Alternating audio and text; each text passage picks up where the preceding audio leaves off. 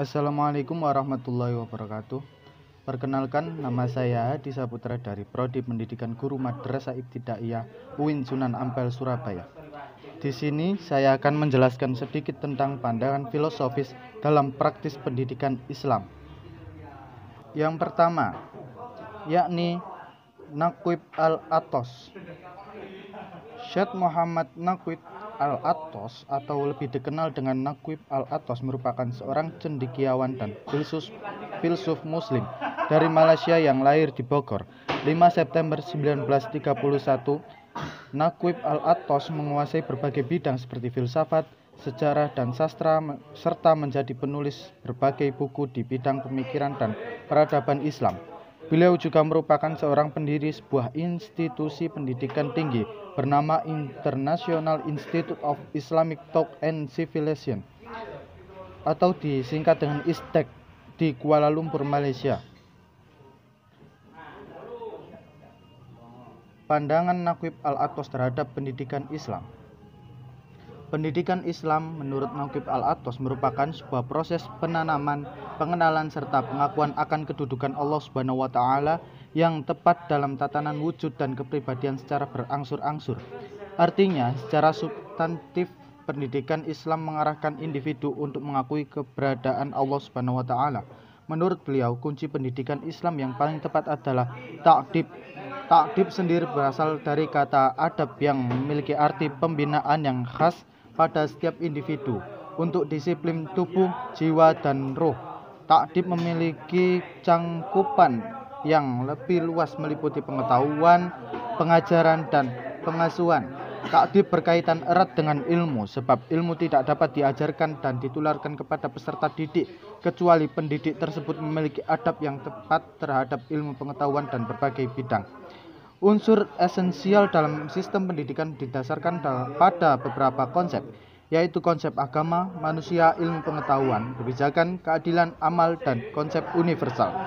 Tujuan menuntut ilmu yang dikemukakan oleh Naqib al-Athos adalah untuk menanamkan kebaikan serta keadilan dalam diri setiap individu sebagai manusia yang bukan hanya menjadi anggota masyarakat dan warga negara, melainkan sebagai manusia sejati yang memiliki nilai-nilai spiritual. Yang kedua, yakni Hasan Langgulung.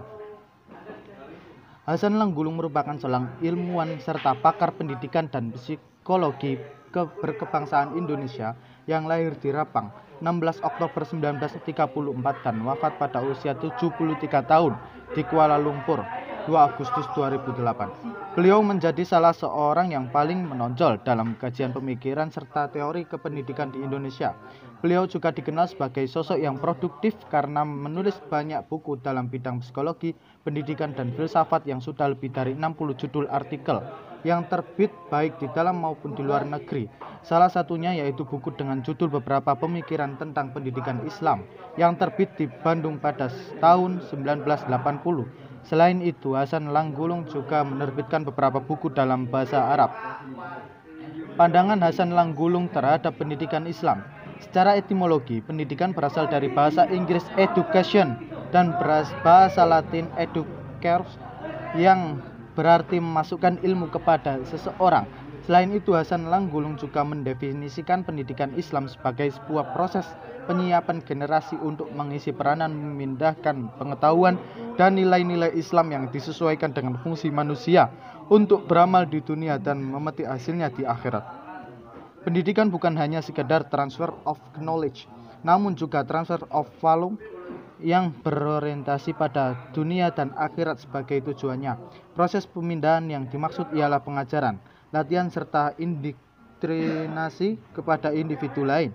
Hasan Langgulung juga menyatakan bahwa pendidikan merupakan latihan yang berarti pembiasaan untuk melakukan sesuatu agar memperoleh kemahiran dalam kegiatan tersebut.